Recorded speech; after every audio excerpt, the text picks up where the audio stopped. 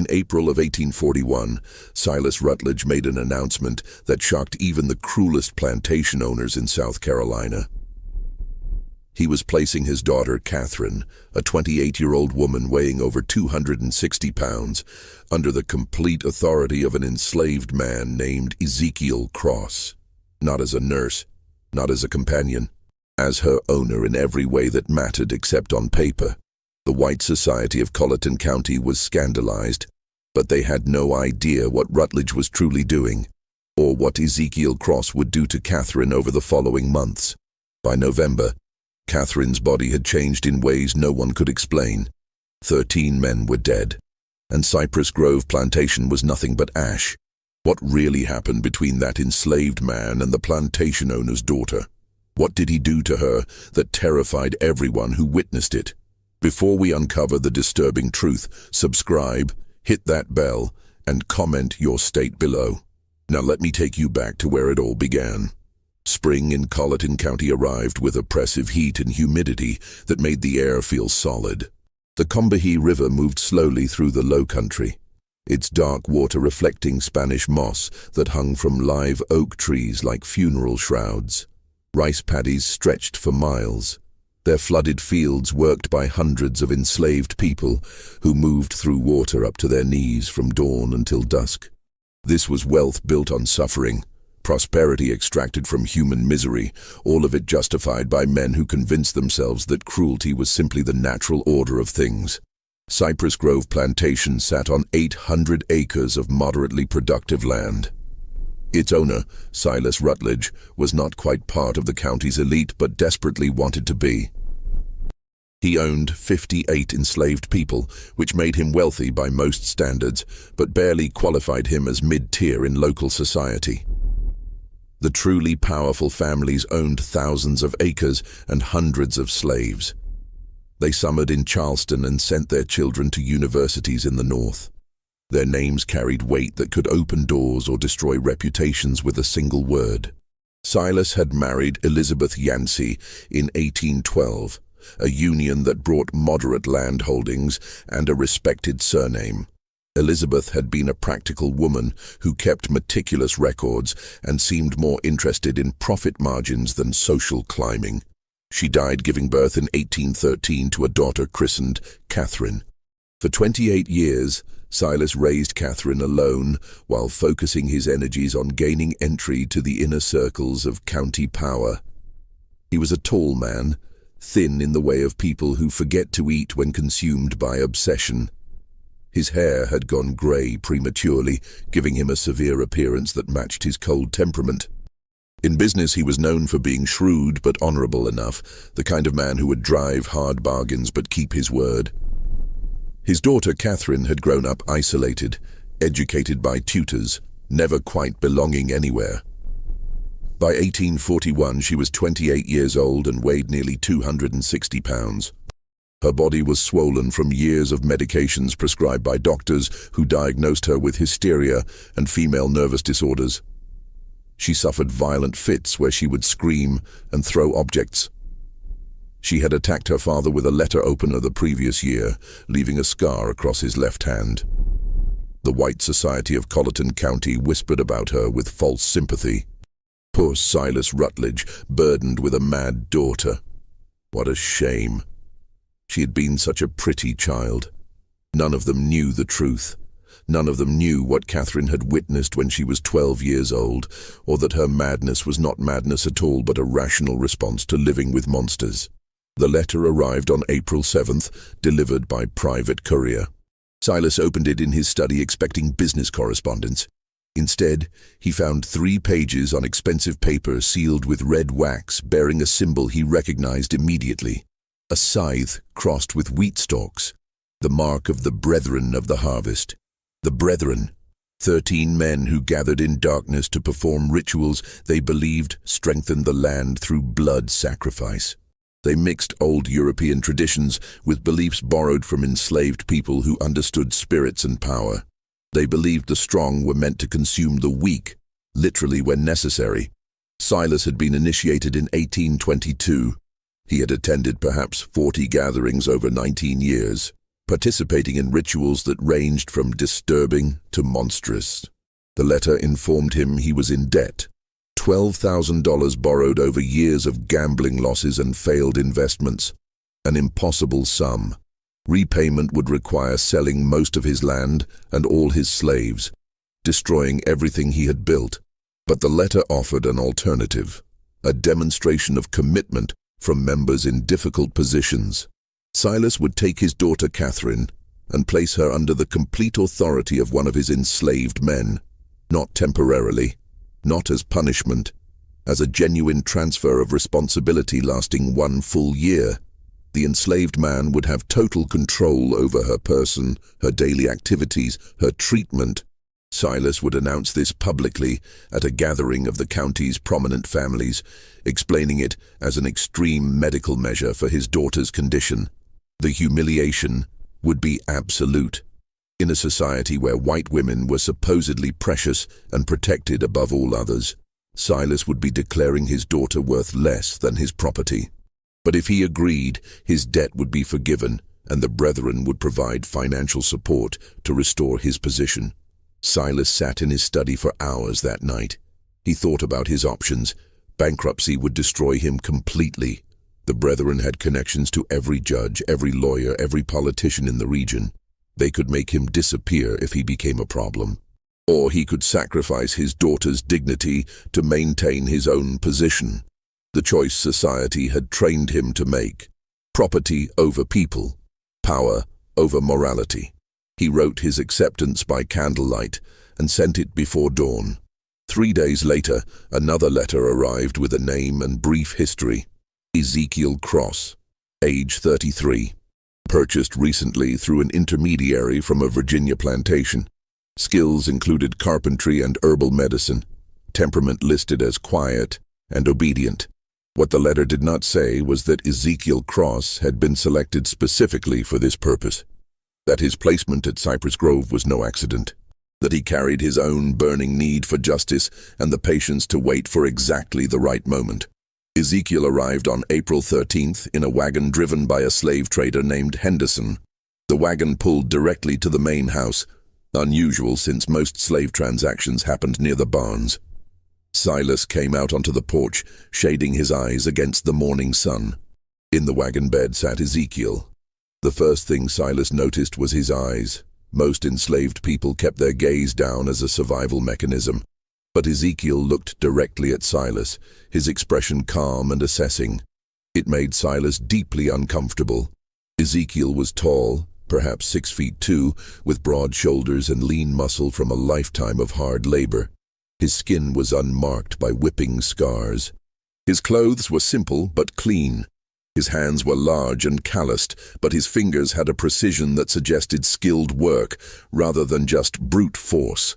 Henderson climbed down and handed papers to Silas. Ezekiel Cross, as requested. Previous owner said he was quiet but capable. Your associates want you to know this one was carefully selected. Silas barely glanced at the papers. He addressed Ezekiel directly. You understand why you are here? Yes, sir. Ezekiel's voice was deep and measured with a slight Virginia accent. My daughter is unwell. You will be responsible for her care. Doctors have failed. You claim knowledge of herbal treatments? My grandmother was a healer, sir. She taught me before I was sold. The transaction completed quickly. Ezekiel was shown to a small cabin near the main house, separate from other slave quarters. He was given basic supplies and told his duties would begin the next day. He was informed that his sole responsibility was Catherine's care, and that failure would have severe consequences. Ezekiel nodded and said yes, sir, when required. Then he was left alone. For the first time since arriving, he allowed his expression to change. His jaw unclenched slightly. His shoulders relaxed. He sat on the bed and pulled from inside his shirt a small cloth bundle. He unwrapped it carefully, revealing a piece of worn paper with 3 names written in a child's uncertain handwriting.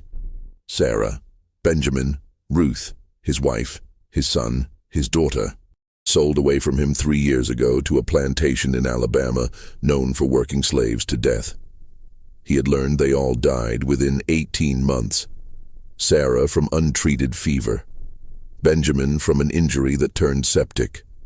Ruth from simply giving up. A 6-year-old child who stopped eating because she could not understand why her family had been torn apart. And Silas Rutledge had been the one to sell them. Not because he needed money, not because they had done anything wrong, but because he had been demonstrating to the brethren that he could make hard decisions without sentimentality. He had split a family like kindling for burning.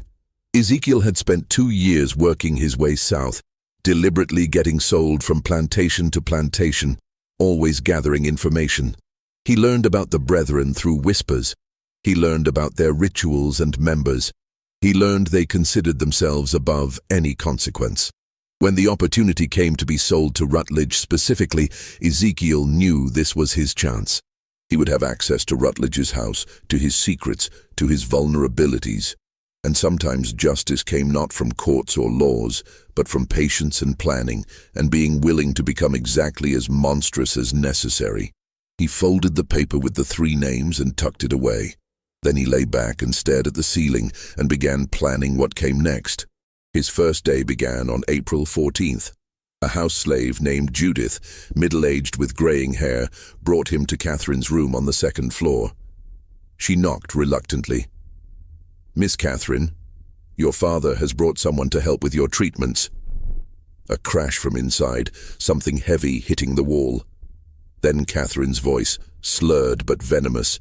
"I do not want more treatments." "Send him away." Judith looked at Ezekiel with sympathy. "She has bad days. This is one." Ezekiel opened the door and stepped inside, closing it before Judith could follow. The room was large but dark, heavy curtains drawn. The air was stale, smelling of unwashed bedding and something else, the sweet rot smell of mercury. Books scattered across the floor, a shattered picture against the wall. Clothes everywhere. Catherine sat in a chair by the cold fireplace, wrapped in a stained dressing gown. Her dark hair hung loose and tangled. Her face was puffy, eyes unfocused. Her hands trembled continuously on the chair arms. She looked at Ezekiel with confusion. Then fear, then anger. "Who are you?" I said. "No more doctors." "I am not a doctor, miss. My name is Ezekiel. Your father asked me to help you." "Help?" She laughed harshly. "That is what they all say. Help, treatment, medicine. They mean poison. They mean chains. They mean silence." She stood suddenly, swaying. "I know what this is. He is punishing me again, for remembering, for speaking, for refusing to forget." Ezekiel stood still, non-threatening. "What are you supposed to forget?" The question caught her off guard. Her anger flickered to something more vulnerable. "You do not know?" "I know nothing, miss. Only that your father says you are unwell." Catherine studied him intently, as if really seeing him for the first time. "You are not from here." "Virginia originally, miss." "Do you know what happens in this house? What they do in the cellar?" Ezekiel's pulse quickened, but he kept his expression neutral. "I do not know what you mean." "Liar. No heat in it. Just exhaustion. Everyone lies. It is easier than truth." She sat heavily. "Leave me alone. Tell my father his newest torment failed." But Ezekiel moved to the window and drew open the curtains. Sunlight flooded in. Catherine cried out, covering her eyes. "When did you last go outside, miss?" "I cannot walk that far. I'm too weak." "When did you last eat without laudanum in it?" "The medicine is necessary. Doctors say so." "What if the doctors are wrong?" Her hands came down from her eyes. She stared at him with hope and terror mixed. "What did you say?" Ezekiel turned from the window. This was the moment. The first card played. "I said, what if the doctors are wrong? What if everything you have been told about your condition is designed not to help you, but to keep you controllable? What if your father has been poisoning you for years to ensure you never become well enough to speak about what you saw?" Absolute silence. Catherine's eyes went wide. Her trembling hands stilled. For 30 seconds she just sat there, her mind working. When she spoke, her voice was different, clearer. "He told you." "Your father told me nothing, miss. But I have eyes. I know mercury poisoning. I know long-term laudanum use. Healthy women do not become like this without someone working hard to make them that way. Why would you say this? Suspicion crept back. This is a trick. You are testing me. I am telling you I can help you become truly well, clear-minded, strong enough to walk out of this room. But it will not be easy. Your body has been dependent on those medicines for years. Stopping will be painful. You will feel worse before better, and your father will not approve. Then why would you do it? Ezekiel met her eyes. Because I have my own reasons for wanting Silas Rutledge to suffer, and the best way to make him suffer is to give him back a daughter who is sane enough to remember everything and strong enough to speak about it. The truth. Dangerous to speak so plainly. But Catherine was damaged, not stupid. She would see through manipulation, but genuine common cause that she might believe. You want revenge on my father? Yes, miss. What did he do to you? He sold my family, my wife and 2 children. Sent them to their deaths for no reason except to prove something to people who judge worth by cruelty. Catherine absorbed this, then nodded slowly. The brethren. He sold them for the brethren. Not a question. The brethren, miss? You do not know? She laughed, something manic in it. You will learn. Everyone learns eventually. She leaned forward. If I agree, if I let you help me, what happens then? You get well, miss, and when you are well, we decide what to do next. We? I have my revenge to plan. You have yours. Perhaps they align. Catherine studied him intently. Finally she spoke. I want them all dead. My father, Judge Pelham, Reverend Crenshaw. All of them. Every man who stood in that cellar. I want them to suffer first, to know it is coming, to beg. Then I want them dead. The venom was shocking. Not for its intensity, but because it came from someone dismissed as mad and harmless. This was not madness. This was rage, concentrated by years of suppression. Ezekiel nodded. Then we have an understanding, miss. Catherine, if we are conspirators, use my name. I cannot, miss. Not where anyone might hear. We must be careful. Then know something, Ezekiel. Catherine's eyes glittered dangerously. I have killed before. 3 people. House slaves who might have told my father about my lucid moments. I cannot remember exactly how. The laudanum blurs everything. But I know I did it. They disappeared. Their families were told they ran away. She smiled terribly. So if you plan to betray me, to use me then dispose of me, know that I am not a victim. I am something worse. Ice ran down Ezekiel's spine. He had expected an ally, not someone whose capacity for violence might exceed his own, but he kept steady. I believe you, miss, and I will not betray you. Good. Catherine stood more steadily. Then let us begin. But I have one condition. When this is over, when we have had our revenge, I want to die. I do not want to live with what I have seen and done. You will help me with that too. Agreed? Ezekiel had not expected that, but he was committed now. Agreed.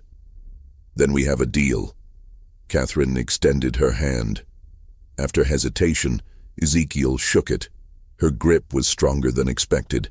Over the following week, Ezekiel began Catherine's treatment. He gradually reduced her laudanum, replacing some with herbal tinctures. Valerian root for anxiety and sleep. Chamomile for digestive distress. Milk thistle to help her liver process accumulated toxins. The process was brutal. Catherine spent 3 days in bed with fever, shaking and vomiting. Ezekiel stayed with her through it, holding a basin while she was sick, wiping her face with cool cloths, speaking quietly just to remind her she was not alone. When the worst passed, she was weak but clearer than she had been in years. The constant tremor decreased. Her speech was less slurred. She could focus on reading. Then real work began. Ezekiel had her walking, short distances at first, from her room to the hallway end and back. It exhausted her, but he insisted. Every day a little further. He adjusted her diet, bringing lean meats and vegetables instead of heavy pastries. He limited portions strictly, though she fought him, years of using food as comfort-making restriction difficult. While working on her physical recovery, they talked. Catherine told him about the cellar, about what she saw at 12. She described it in detail that made Ezekiel's stomach turn, but he listened without interruption. She told him about years of gaslighting that followed, her father convincing everyone, including herself, that she was mad, that she invented memories, that nothing she said could be trusted. She told him about the journal she kept hidden, pages documenting dates and times when her father left late at night, names of visitors at strange hours, sounds from below that should not be possible. Ezekiel told her about his family, about Sarah, who sang while working and taught their children to read despite the danger, about Benjamin, who at 8 could do mathematics that amazed overseers, about Ruth, who loved flowers and picked wild blooms to make their cabin beautiful. He told her how Silas came to the Virginia plantation with a buyer's warrant, how he inspected them like livestock, how he agreed to purchase all 3 for reasonable price, then changed terms at the last moment, saying he only needed the woman and children, not Ezekiel. How he deliberately split the family for no practical reason but simply because he could. He smiled when he did it. Ezekiel said quietly, "That is what I remember most. My son crying, holding my leg, begging, my wife trying to be strong, telling Benjamin to be brave, and your father smiled, like it pleased him to cause that pain." Catherine listened with newly clear eyes. "I am sorry. I know sorry is just a word, but I am sorry you suffered because of what my father is. You are not responsible for what he does, miss. No. But I am responsible for what I do next, and I promise you, Ezekiel, he will pay for what he took from you. They will all pay." The formal announcement was scheduled for April 29th. 41 people gathered in the Cypress Grove dining room for what invitations described as an important family announcement. The county's elite arrived in carriages, Judge Pelham with his wife Eleanor, Reverend Crenshaw with his daughter, Marcus Fanning and his family, Benjamin Lyle from the bank. The meal was elaborate: oysters, roasted duck, multiple rice dishes, sweet potatoes, fresh bread. A towering cake for dessert. Through it all, Catherine sat at her father's right hand, eating sparingly, speaking when spoken to but volunteering nothing. Ezekiel served alongside other house slaves, moving quietly, refilling glasses, clearing plates. He was invisible to most guests, but he listened to every word, watched every interaction, filed away information. After dessert, Silas stood and tapped his glass. "My friends, thank you for joining us. As you know, Catherine has been unwell for years. We tried every treatment, doctors from Charleston, a specialist from Philadelphia. Nothing helped, until recently." He gestured toward Ezekiel. 2 weeks ago, I brought in Ezekiel, who has knowledge of herbal medicine. As you can see, Catherine is much improved. Clear-eyed, calm, more herself than in many years. Polite murmurs around the table. Catherine kept her expression neutral, though Ezekiel saw her hands gripping her napkin beneath the table. "This improvement," Silas continued, "has led to a difficult decision. Catherine requires ongoing care more intensive than our household can provide. After much consideration, I've decided Ezekiel will assume full responsibility for my daughter's welfare. He will have complete authority over her treatment, daily activities, and living arrangements, effective immediately." The murmurs changed tone. Confusion now. Several guests exchanged glances. Mrs. Pelham's face registered shock. Marcus Fanning spoke up. "Silas, I do not understand. You are placing your daughter under a slave's care, permanently. I am placing her with someone who succeeded where others failed. My daughter's health is more important than social convention." "But surely," Reverend Crenshaw interjected carefully, "there are other options. A companion, a nurse, someone more appropriate." Silas's expression hardened. "I have made my decision." Catherine agrees. "Do you not, daughter?" All eyes turned to Catherine. This was the moment. She could refuse, could expose everything, could bring it all crashing down. Instead, she smiled, small, controlled, revealing nothing.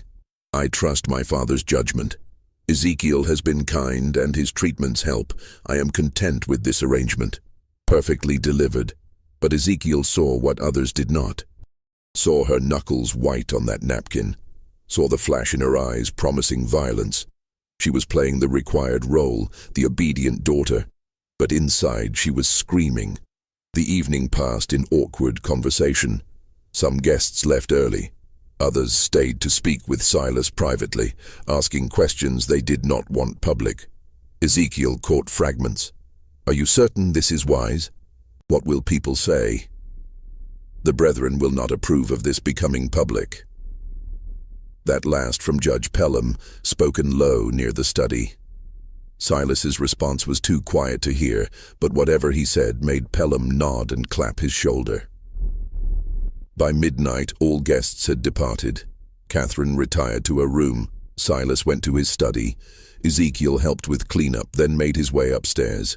He knocked softly on Catherine's door. "Come in." She sat by the window, still in her dinner dress, looking out at dark grounds. She did not turn. "It is done then. I am officially your responsibility. Property of property. How absurd. How are you feeling, miss? I want to burn this house down with everyone in it, but we must be patient. Is that not what you tell me?" "Yes, miss." I agreed because I want them to feel secure. I want them to think this is just my father's eccentricity. I want them to forget about me while we work. She turned to look at him. Did you see their faces? The disgust, the pity. They think I am pathetic. They have no idea what we are planning. And what exactly are we planning, miss? Catherine moved to her dresser and pulled out a wooden box. Inside were papers covered in her handwriting. I have been documenting everything I remember for years. Dates, names, ritual descriptions, coded so it looks like nonsense if found. But I can decode it. We have enough to destroy 20 men. And will anyone believe us, miss? A woman recently recovered from madness and an enslaved man? No. Which is why we need proof they cannot dismiss. Real physical evidence. She pulled out one specific page. I know where they keep their records. The Brethren maintains a ledger of all activities. Every ritual, every sacrifice, every member's participation. It ensures everyone is equally guilty. My father mentioned it years ago before he realized I would remember. Where is this ledger? In the cellar. There is a hidden room beyond the main chamber. I never saw inside, but I heard them talk about it. That is where they keep everything they cannot afford to lose. Ezekiel felt excitement mixed with dread. Such a ledger would be devastating evidence, but getting it meant going into the heart of the Brethren's domain. We would need to access it when the house is quiet. My father travels to Charleston monthly for business. The next trip is May 14th. He will be gone 3 days. That gives us 2 weeks to prepare. We need the cellar layout, every room, every hiding place. I can help. I've been thinking about this for 16 years. I know exactly what needs to happen. They spent an hour going over details, speaking in whispers. Catherine sketched the cellar layout from memory. Ezekiel asked about guards, keys, slave schedules. When he left her room, it was nearly 2 in the morning. He made his way to his small room, mind racing. He was fully committed now to conspiracy with a woman who was brilliant and damaged and frightening. He pulled out the paper with his family's names and looked at it by candlelight. I am doing this for you, for Sarah, for Benjamin, for Ruth, for every person who suffered because men like Silas Rutledge believe power gives them the right to destroy lives. He blew out the candle and lay in darkness, listening to the house settle. Somewhere below, in a cellar he had never seen, were secrets that could tear apart South Carolina's most powerful families. In 2 weeks he would go down there to find them. The 2 weeks passed with deceptive calm. Catherine continued improving. Her weight dropped. Her mind stayed sharp. She walked further each day. More importantly, she was translating sections of her coded journals for Ezekiel, filling in details about the Brethren that made his blood run cold. The Brethren was not unique to Colleton County. It was part of a larger network across the South. Connected societies in Charleston, Savannah, New Orleans, Richmond. Different names, but always the same structure. Wealthy men who believed their power derived from ancient practices of dominance and sacrifice. They believed they continued traditions going back thousands of years, Catherine explained one afternoon. European mystery cults mixed with things learned from enslaved people. They twisted it into something monstrous. Justification for things that have no justification. And the sacrifices? Not always human, sometimes animals. But other times they take people who will not be missed. Slaves with no family, poor whites who wander onto their properties. Once I heard my father mention a child, but I do not know if that was literal. Where do bodies go? Swamps on every plantation. Bodies go in and are never found. Alligators do the rest. And this ledger documents all of it? Every ritual for 40 years. Names, dates, descriptions. They keep it because they need mutual complicity. Everyone equally guilty so no one can expose the others without destroying themselves. May 14th arrived. Silas left for Charleston early morning, taking his carriage and manservant. He would stay with associates, attend to business. Expected back evening of May 16th. That gave them almost 3 full days. They waited until nightfall before moving. The house settled into evening routine. By 10, the main house was silent. They met in Catherine's room. She had changed into simple dark clothes, allowing freedom of movement. Hair pulled back tightly. She looked like someone preparing for battle. "Are you certain, miss?" "I have never been more certain.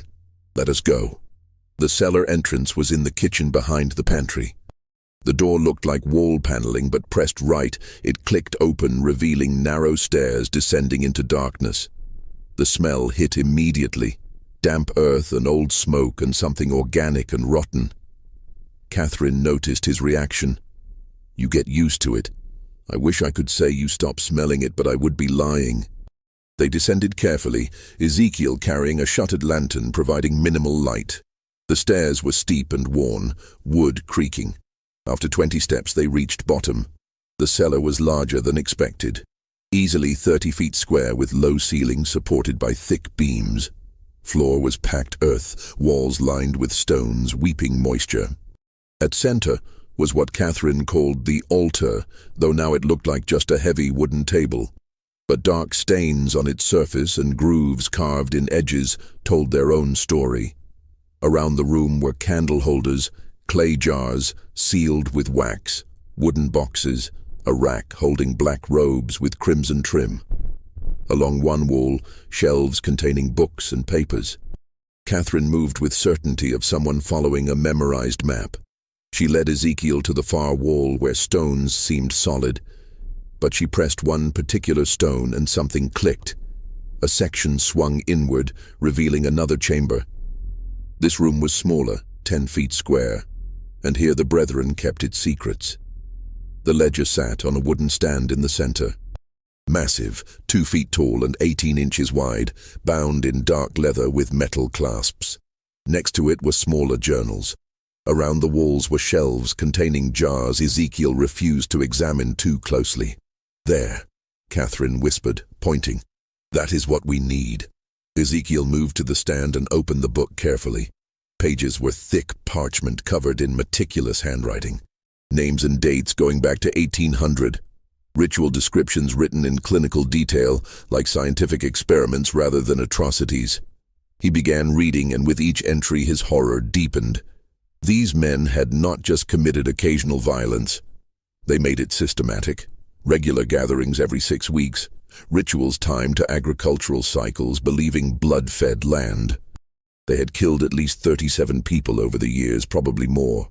Mostly enslaved people, but also poor whites, indigenous people, anyone vulnerable. And notes about consumption. They had not just killed, they had eaten. Pieces of victims prepared specific ways, consumed during ritualistic meals they believed transferred power. "Dear God," Ezekiel whispered, "this is worse than I imagined. I tried to tell you." Catherine's voice was flat. "I watched them when I was 12. I watched them cut pieces from that woman on the altar. I watched my father raise a goblet and drink. Then I spent 16 years being told I was insane, that I imagined it all. But I knew. I always knew. Ezekiel turned pages looking for entries about his family. He found them in October 1838. 3 lines. Purchased family unit from Virginia. Woman Sarah. Children Benjamin and Ruth. Separated from male to demonstrate resolve. Sent to Alabama contact. Payment received. 3 lines. That was all his family's destruction merited. We need to take this, Ezekiel said, voice tight with rage. No. Catherine's hand on his arm. If we take it now, they will know immediately. We need to copy the most important entries first. She was right. But Ezekiel wanted to burn everything. But revenge required patience, required being smarter than the enemy. They spent 3 hours working. Catherine had brought paper and ink. She copied entries about specific rituals focusing on ones naming current members. Ezekiel documented victims, creating a list of names and dates that could potentially be cross-referenced with other records. Exhausting work made worse by the content. Several times Ezekiel had to stop, hands shaking too badly. Once Catherine left the chamber entirely, overcome by memories. But slowly, methodically, they built their case. Page after page of evidence. They were so focused, neither heard footsteps on the cellar stairs.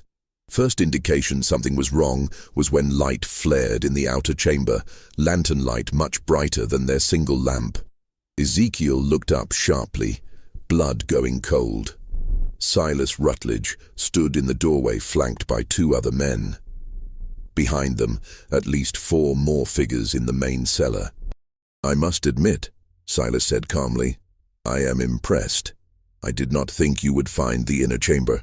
Catherine stood slowly, placing herself between her father and Ezekiel. You were supposed to be in Charleston.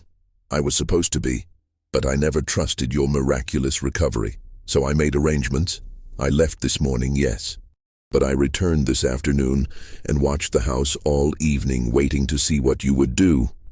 He stepped into the chamber, the 2 men blocking the exit. Did you really think I would not anticipate this? That I would not prepare for the possibility you might remember, might seek revenge? You have been poisoning me for 16 years. Catherine's voice steady despite everything. And you expect me to simply accept that? I expect you to understand it was necessary. You saw something you should not have. A child. You could not understand. I could not allow you to destroy everything. I was 12, and I watched you murder a woman and eat her flesh. That was not fear, Father. That was a reasonable response to witnessing evil. Evil. Such a simple word. Silas moved further into the room, eyes moving between Catherine and Ezekiel. And you. Using my daughter to get to me, filling her head with ideas of revenge. Ezekiel said nothing, calculating distances and odds. 7 men against 1, with Catherine in no condition to fight.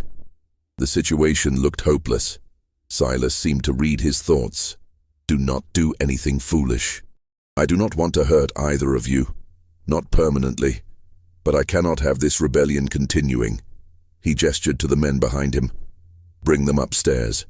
We need to discuss what happens next. They were taken to Silas's study and locked inside together. The room was windowless except for 1 high transom impossible to reach. The door was heavy oak, locked from outside. As soon as they were alone, Catherine moved to Ezekiel. Are you hurt? No, miss. But we are in serious trouble. Yes, but not as much as you think. She pulled something from inside her dress. The papers they had been copying. I managed to keep these. He did not search me, too confident. That will not help if we are dead. We are not going to die, not tonight. Catherine's eyes were calculating. My father will want to resolve this without killing me if possible. I am still his daughter, his blood. That gives us leverage. Over the next hour they heard arrivals. Voices in the hall, men gathering. The brethren was assembling. Finally the door opened. Marcus Fanning stood there, face grim. They are ready for you. Come peacefully, and you will not be harmed. They were led down to the cellar again. This time the main chamber had been transformed. All 13 brethren members present, dressed in ritual robes. Candles burned in every holder. The altar was draped with crimson cloth. 13 chairs arranged in a perfect circle, all occupied except Silas's at the altar's head. Ezekiel and Catherine were positioned in the circle's center, forced to stand facing Silas. The other members watched with expressions ranging from curiosity to hostility. Silas removed his hood. "Brothers of the harvest, thank you for coming on short notice. We face a crisis. My daughter and her associate discovered our inner chamber. They saw the ledger. They were copying entries when I interrupted them." Judge Pelham spoke up. "Then they must be silenced. Permanently. This is not complicated." "I disagree." Silas held up a hand. "My daughter is blood. I cannot simply dispose of her without exhausting other options. And the man represents an opportunity." "What opportunity?" Reverend Crenshaw asked. "To test something I have long believed, that a person can be drawn into our work through their own actions if framed correctly." Silas turned to Ezekiel. "You want revenge on me. You want to destroy me for what I did to your family. I understand that.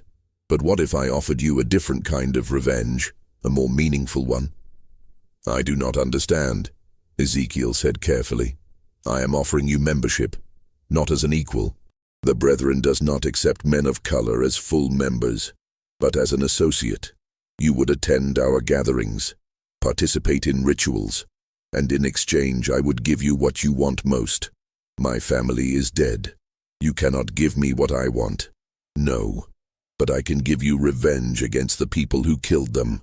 The plantation owner in Alabama who worked your wife and children to death. His name is Edward Gaines. He is not part of the Brethren. He has no protection from us. If you join us, prove your loyalty, I will give you resources to destroy him. Money, information, whatever you need to make him suffer as you have suffered." The offer hung in the air, obscene in its calculation. Join the men who destroyed his family to get revenge on another monster. "And if I refuse, then you and Catherine both die tonight. Your bodies go into the swamp. No one will ever know what happened. The papers Catherine was copying will be burned, her journals destroyed. Everything continues as it always has." Silas spread his hands. "But if you accept, you live. Catherine lives. You get your revenge. All it costs is your soul." Ezekiel looked at Catherine. Her face was pale, but she gave him the slightest shake of her head. "Do not do it. Whatever happens, do not become them." But Ezekiel was thinking about accepting, about getting inside their organization, about gathering more evidence, about buying time. He looked back at Silas. "And Catherine, what happens to her?" "She returns to her room, resumes her medications, forgets what she has seen. The alternative is she dies alongside you." "No." Catherine's voice cut across the chamber. "I will not forget again. I will not be silenced. Kill me if you must, Father, but I will not pretend I do not know what you are." Silas's expression hardened. "Then you have made your choice."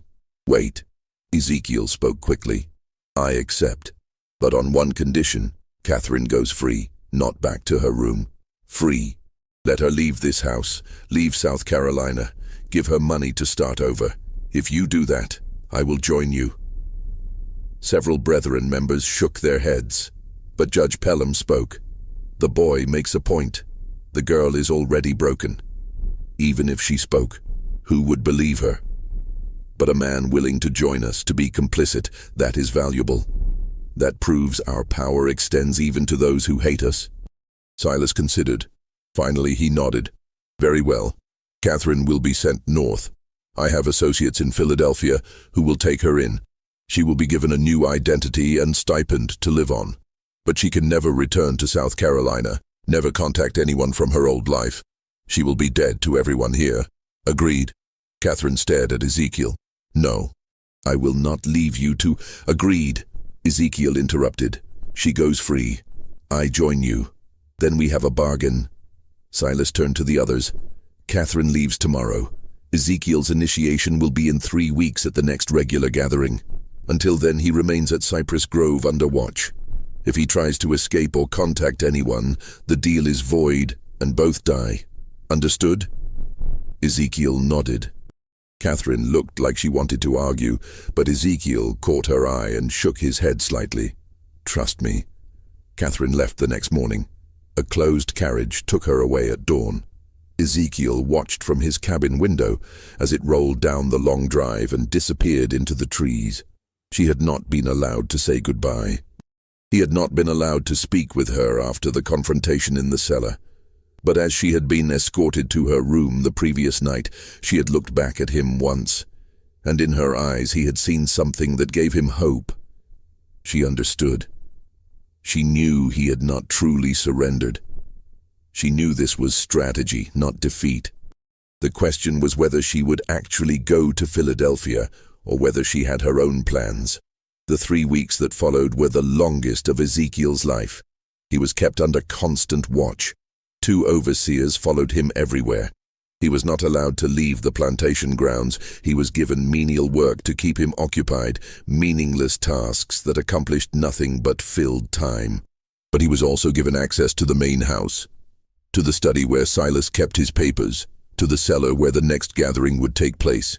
They were watching him, yes, but they were also testing him, seeing if he would try to escape, seeing if he would attempt sabotage. Ezekiel did neither. He played the role of defeated man who had made a pragmatic choice for survival. He was quiet, obedient, asked no questions, caused no problems. But he was observing everything, learning the routines of the house, noting which slaves could be trusted, which overseers were cruel, which brethren members visited regularly. He was building a mental map of how everything worked, looking for weaknesses. And at night, alone in his cabin, he thought about what was coming. His initiation would require participation in their rituals. They would test him. They would want to make him complicit in something horrible, so he could never expose them without destroying himself. He thought about how far he was willing to go, what lines he would not cross, even for revenge, whether there was any act so terrible that justice did not justify it. He did not have good answers to those questions. On June 2nd, the night before his initiation, Silas came to his cabin. It was late, after midnight. Ezekiel woke to knocking and opened the door to find his owner standing there alone. "May I come in?" Ezekiel stepped aside. Silas entered and looked around the sparse room. Finally he spoke. "Tomorrow you will become one of us. Not fully, never fully, but enough. I want you to understand what that means. I understand what I agreed to. Do you? Do you truly?" Silas sat on the single chair, uninvited.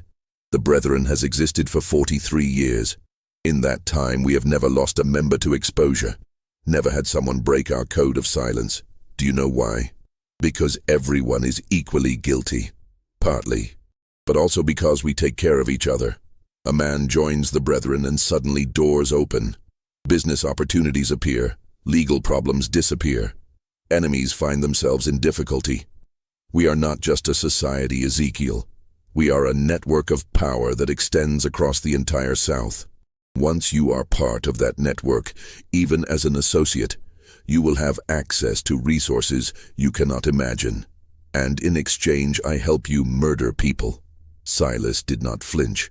"In exchange, you help us maintain the natural order, the strong over the weak, the powerful over the powerless. That is how the world has always worked.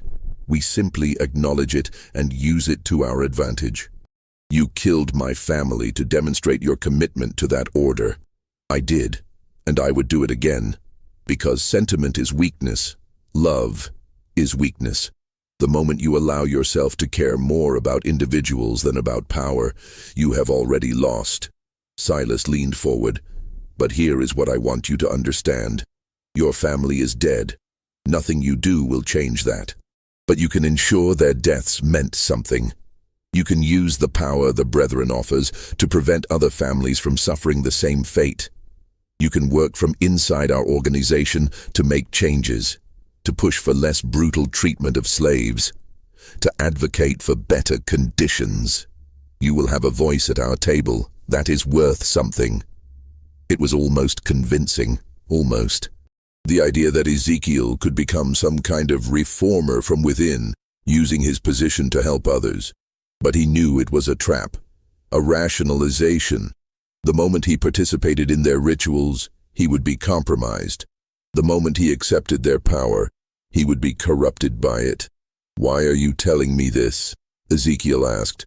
"Because I want you to succeed. Because having you as an ally is more valuable than having you as an enemy.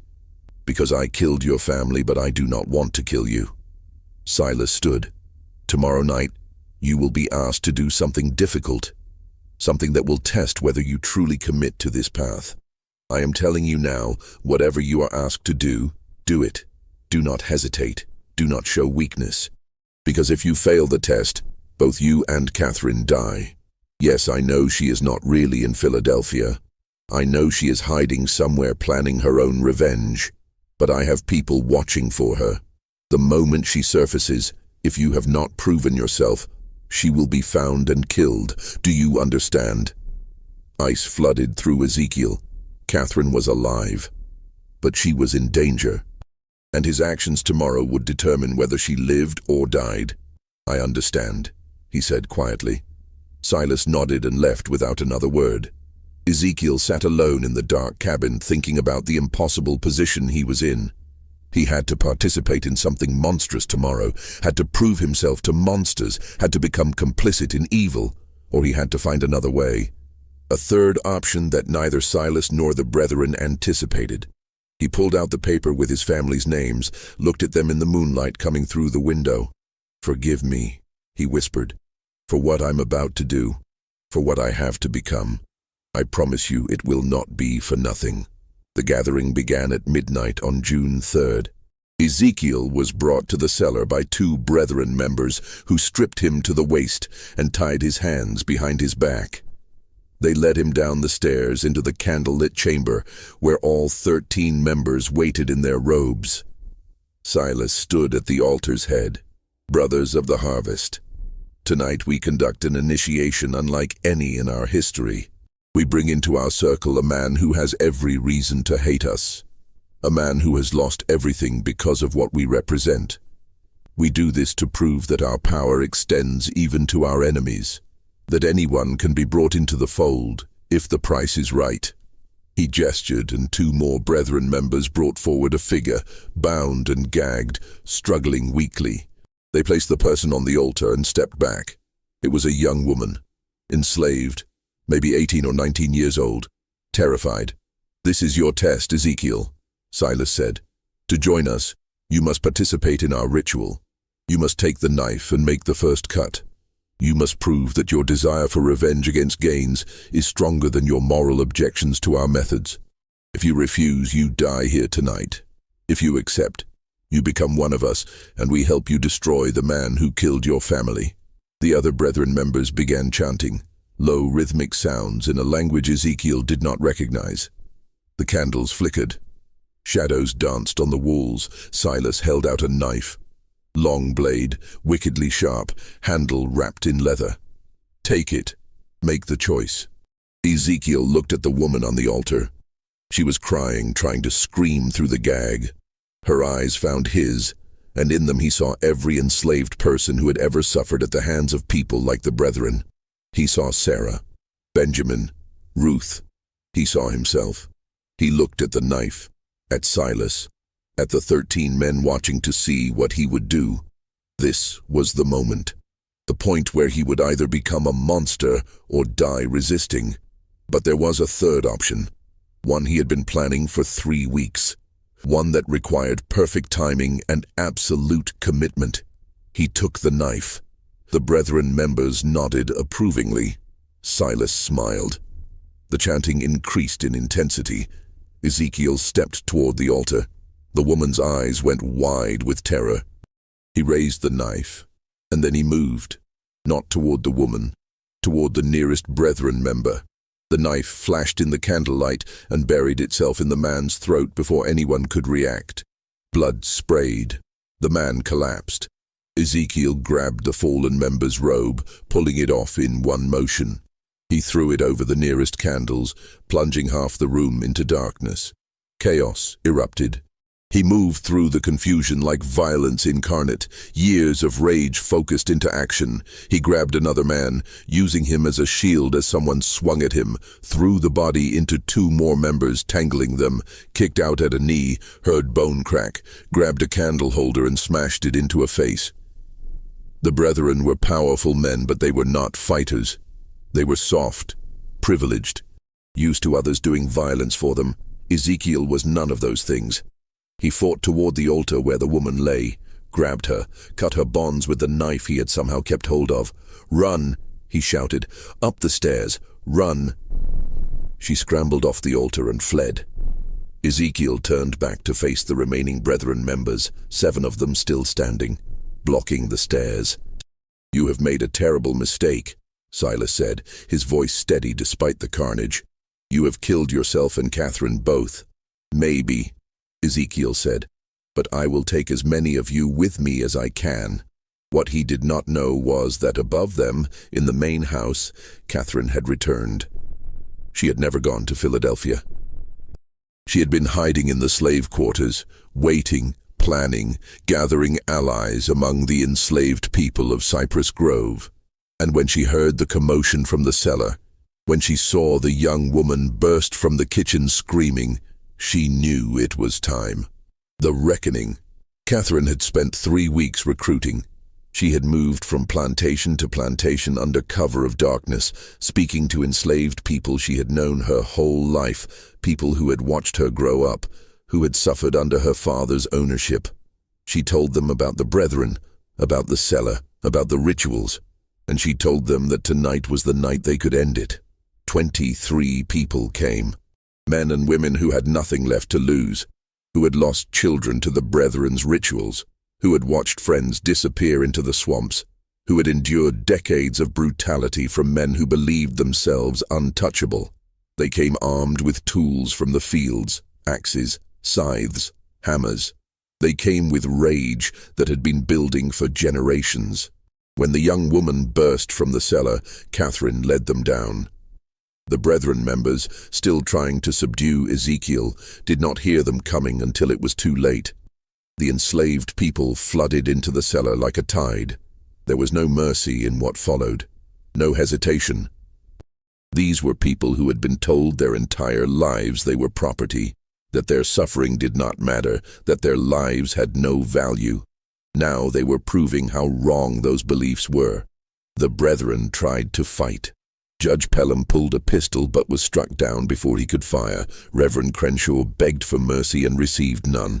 Marcus Fanning tried to flee up the stairs and was dragged back down. Silas Rutledge, seeing everything collapse around him, tried one last desperate play. He grabbed Catherine, pulling her to him with a knife at her throat. "Stop! Stop, or I kill her!" The room went still. Catherine looked at her father with no fear in her eyes. "Do it. Kill me. It changes nothing. You have already lost. I can still escape. You can still nothing." Catherine's voice was cold. "You spent 16 years trying to break me, trying to make me forget, trying to convince me I was mad. But you failed. I remembered everything, and I am going to watch you die." She drove her elbow back into his ribs with sudden vicious force. His grip loosened. She spun away. And before Silas could recover, Ezekiel was there. They faced each other, the enslaved man and the plantation owner. All the power Silas had held, all the privilege and cruelty, all the years of believing himself untouchable, none of it mattered now. "You took everything from me," Ezekiel said quietly. "My wife, my children, my life. You did it for no reason except that you could, to prove something to men who valued cruelty over humanity." "Please," Silas said. Just that one word, pathetic and desperate. "Did my wife say please? Did my son? Did any of the people you killed in this cellar?" Ezekiel shook his head. "No mercy. Not for you. Not ever." What happened next was brutal and final. The enslaved people made sure none of the brethren survived. 13 men who had believed themselves above consequence learned in their final moments that power was an illusion. That cruelty always came home eventually. When it was over, Catherine stood in the center of the cellar, surrounded by bodies. She was shaking, not from fear but from release. 16 years of rage finally given outlet. Ezekiel came to her. "Are you hurt?" "No. Are you?" "Minor cuts. Nothing serious." He looked around at the carnage. "What do we do now?" "Now." Catherine's smile was grim. "Now we burn it all. The cellar, the ledger, the evidence. We destroy every trace of what happened here. But that evidence could prove what they did, could bring justice." "Justice?" Catherine laughed bitterly. "Ezekiel, look around. This is justice. The only kind we were ever going to get. If we try to take that ledger to authorities, what happens?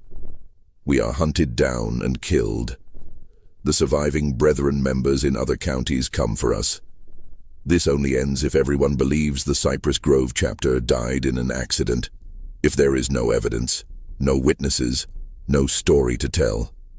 She was right, and Ezekiel knew it. "Then we burn it." They spent the next 2 hours preparing.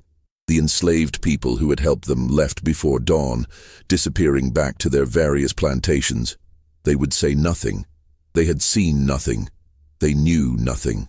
That was how survival worked.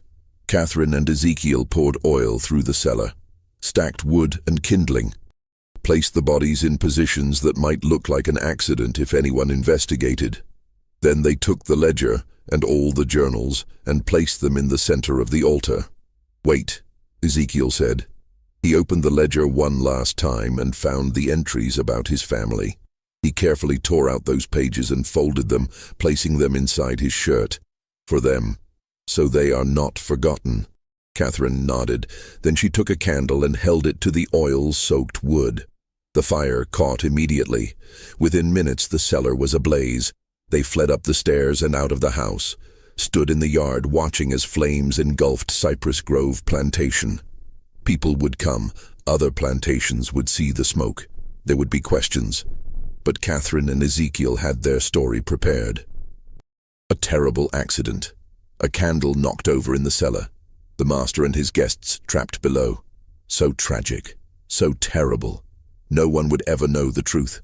As the sun rose over the burning ruins, Catherine turned to Ezekiel. "What will you do now?"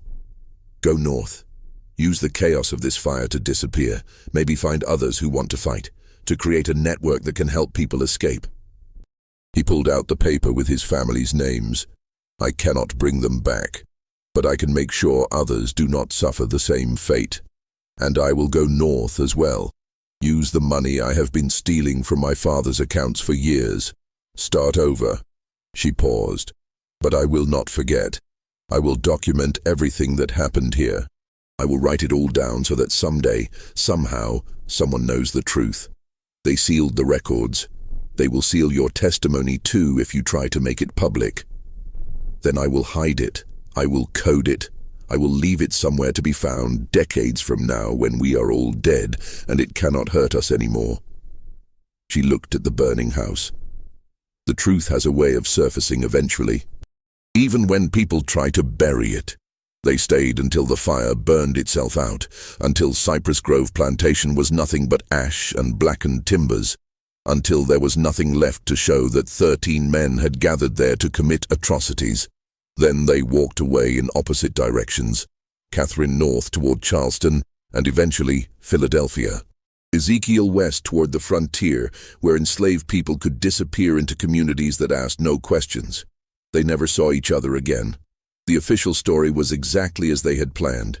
A tragic accident. Silas Rutledge and 12 prominent gentlemen meeting at Cypress Grove to discuss business when a fire broke out.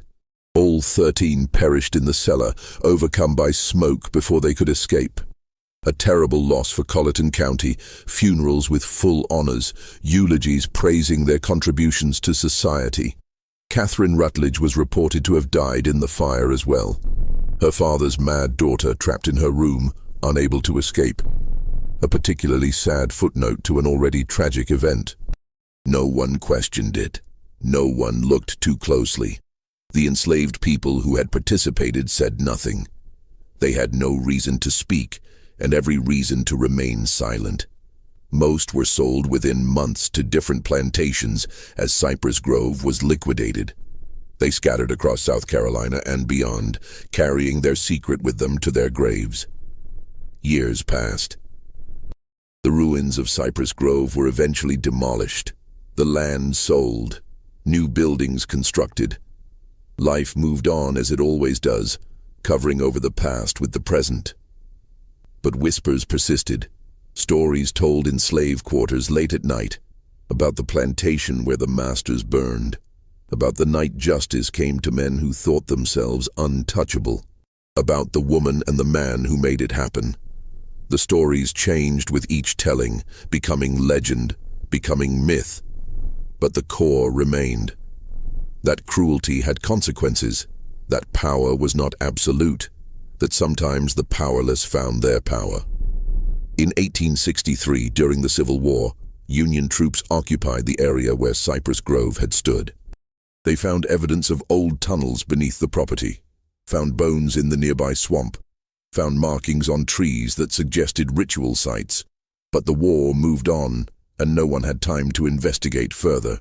In 1971, during demolition work, a journal was found sealed in a wall.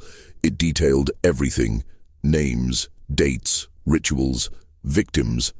But as Catherine had predicted, it was coded. And before anyone could fully decode it, the journal vanished from county records. Some say it was destroyed. Others say it was taken by descendants of the Brethren families, protecting their ancestors' secrets. A few believe it still exists somewhere, waiting to be rediscovered when the time is right. What is known is this: 13 prominent men died in a fire in 1841. Catherine Rutledge disappeared shortly afterward, though no body was ever confirmed found. An enslaved man named Ezekiel Cross was reported sold to a plantation in Alabama, but no record of the transaction exists. And for years afterward, stories circulated among enslaved communities about a network helping people escape, led by a man who had faced the monster and won. Whether those stories were true or just wishful thinking, no one can say for certain. But sometimes truth lives not in official records, but in the stories people tell, in the memories they keep, in the justice they remember, even when history tries to forget. This mystery shows us that power built on cruelty is never as solid as it seems, that secrets kept in darkness eventually find light, that the people deemed powerless often hold the most dangerous power of all: the power of witness, the power of memory, the power of refusing to forget. What do you think of this story? Do you believe everything was revealed? Do you think that journal still exists somewhere, waiting to be found? Leave your comment below.